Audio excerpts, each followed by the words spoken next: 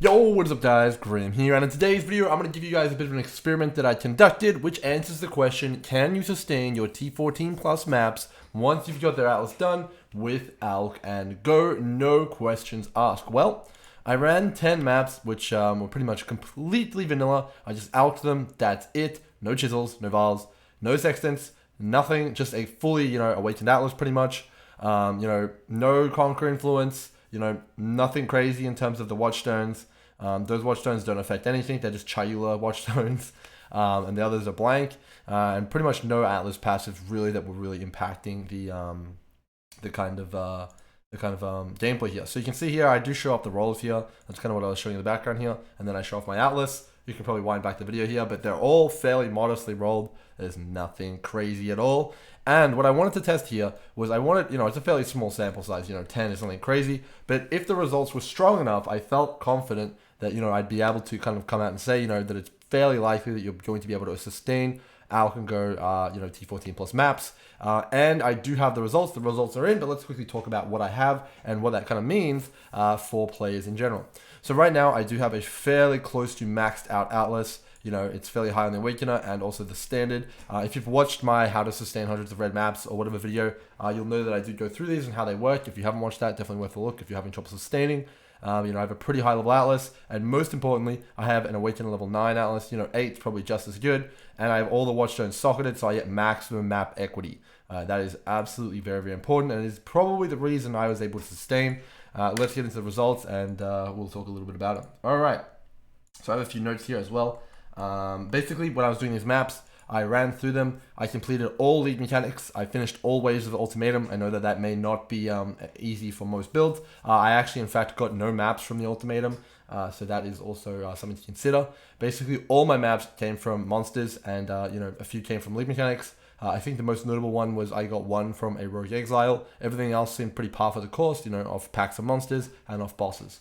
So if we actually take a look here at the amount of maps I got from 10 maps, just 10 red maps, let's see what we got here. We got 1, 2, 3, 4, 5, 6, 7, 8, 9, 10, 11, 12, 13, 14, 15, 16, 17, 18, 19, 20, 21. We got 21 maps back from 10 maps that I ran. No investment at all, no conquerors, nothing but a fully awakened Atlas. So I think this pretty much goes to prove that you can pretty much infinitely sustain and over sustain with minimal investment. All you need to do is get your Atlas into a state where it is ready to go. So you should pretty much always just throw your money as much as you can at the Atlas to get it into a similar state to mine, and you will never have a problem with sustaining maps again. Then you can start looking into favoriting maps. As you can see here, I have race course favorited, and you will notice that I do have a few race courses in here. I have 3 of them, so you can start to see that there's a few patterns here. And there's also a few of my other favorite maps here. I got beach favorited twice. We got 1 beach here. So it is going to kind of start to get you into a position where you can farm the maps you want. And I imagine once you min-max your Atlas completely, you'll have absolutely zero problem sustaining a map pool of 3 or 4 specific maps that you like. And you can run them infinitely and bounce between strategies, giving you a pretty good play style. So I think that's pretty much it. I will talk briefly about where the maps dropped, because I know that is a hot topic. So pretty much on all my maps here, on the first one, I got 2 off of monsters. On my second one, I got 1 off monsters. On my third one, I got 3 off monsters, 1 off the boss. Fourth one, I got 1 off monsters. Fifth one, 2 off monsters. Sixth one, I got 3 off monsters and 1 off the boss. My 7th one, I got no maps at all, so didn't sustain. My 8th one, I got 2 maps off monsters, 1 off the boss. My 9th, I got 1 off the boss, none off monsters. And then my last one here, I got 2 off monsters and 1 off the boss. So that's kind of going to be my bit of a quick rapid fire video. I guess, yeah, if you really do want to understand the mechanics and how all this works, go check out my map sustain video. It's really, really, you're going to go into depth, and it's going to tell you exactly how to set all this up. And also what's important with everything. But I imagine if you actually rolled your map, well, I don't imagine. I know if you roll your maps competitively in terms of, chisel out Val, chuck lead mechanics on there, sextants, conquerors, you pretty much get hundreds of maps. You probably like triple sustain, maybe even quadruple sustain per map, and you actually just have them coming out of every single stash tab that is everywhere.